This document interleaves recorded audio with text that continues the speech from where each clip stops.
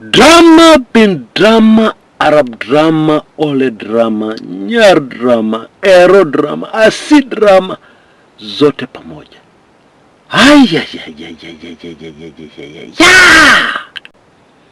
Folks, what has been unfolding in Kenya? Wacha tu. Hata usionge, wacha tu. Kenyans are silent. Very many Kenyans are silent with shock. And you know, this is quite something. Because there are so many crazy things that have happened in our country over a long period of time.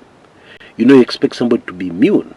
You expect somebody to be able to receive crazy news without too much kushtuka. But what Wamunyoro, former Deputy President Rigathi Gachagua, revealed in an interview with KTN,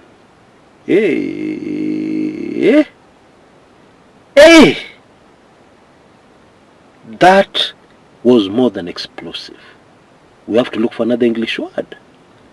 But on my show today, I want us to focus, because we all know what he said.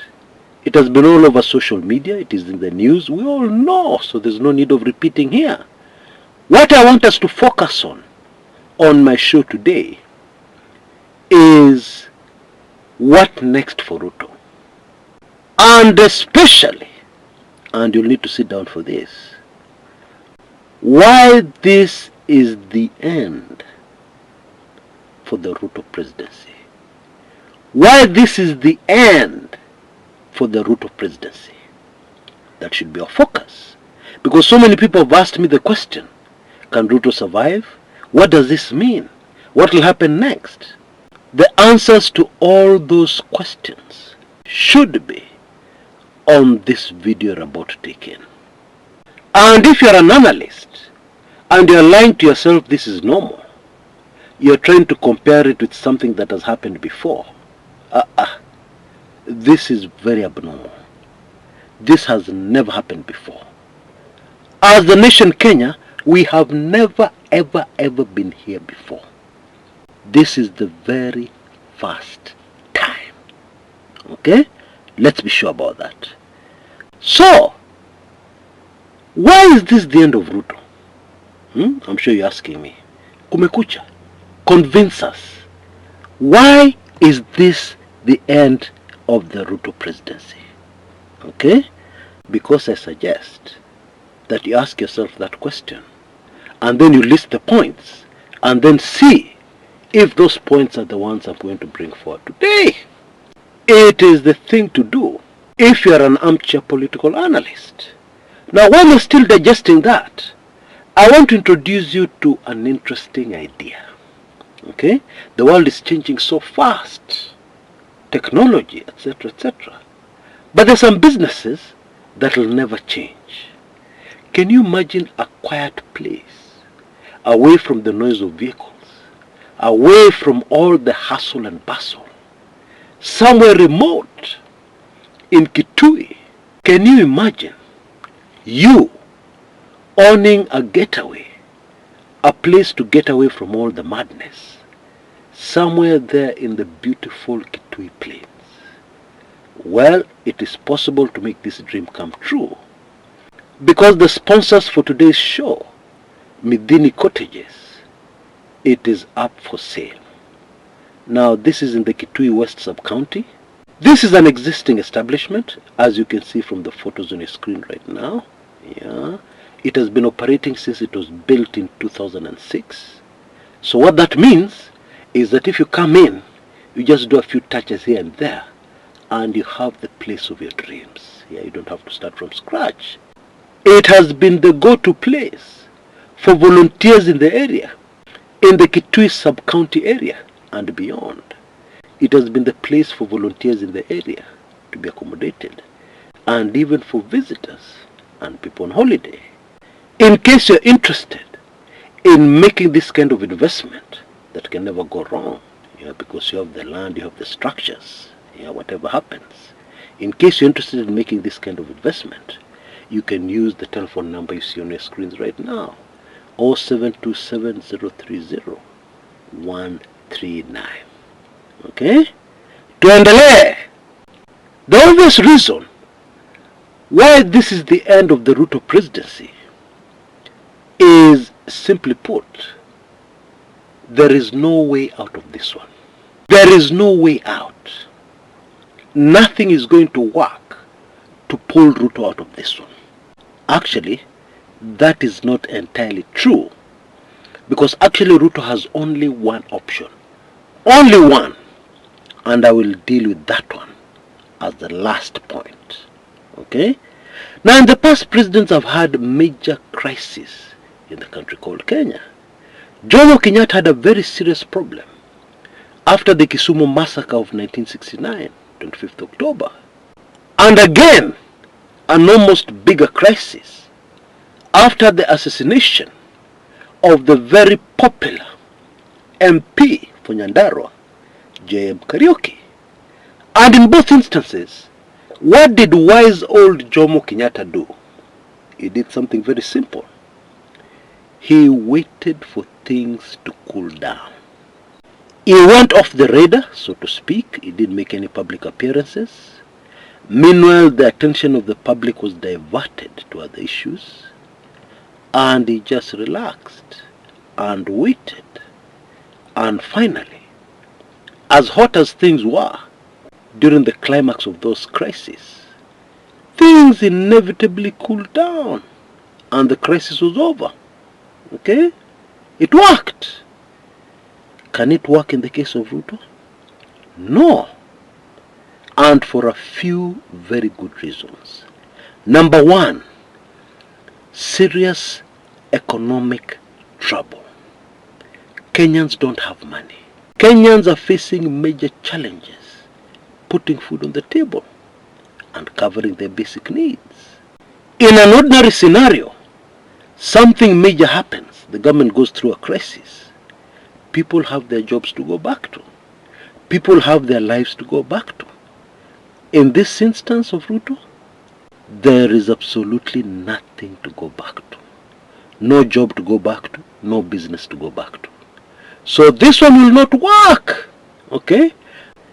If you are Ruto, another way of ending this crisis is finding a way to deal with the Rigathi Gachagua. And it is worth remembering that President Ruto had this problem in 2023.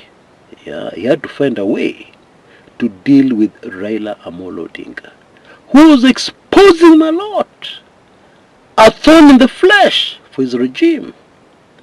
But then Ruto found a way to deal with Raila Odinga. Okay? He used some of his foreign friends. That's a story for another day. But finally, he found a way to deal with Raila Odinga. But in this instance, can he somehow find a way to deal with Rigathi Gachagua so that he stops what he's doing, revealing sensitive information about Ruto that will inevitably bring down Ruto, believe it or not? Is there a way of dealing with Rigathi? Actually, no. It is too late.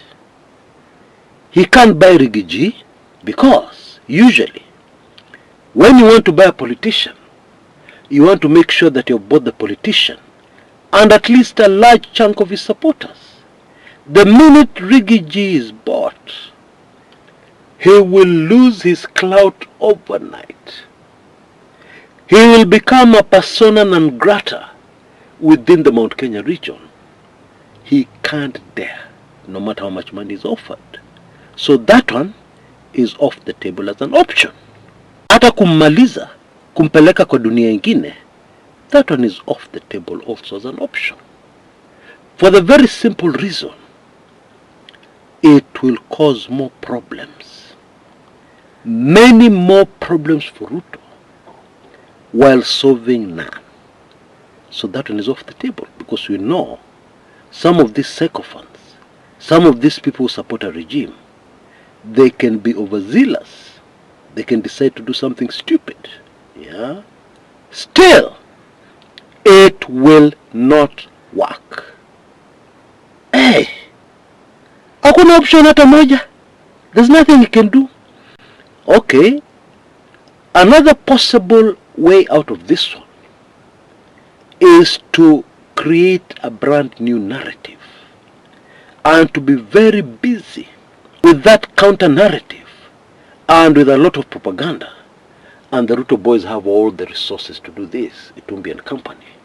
And hopefully turn away the minds of Kenyans from these bombshell revelations.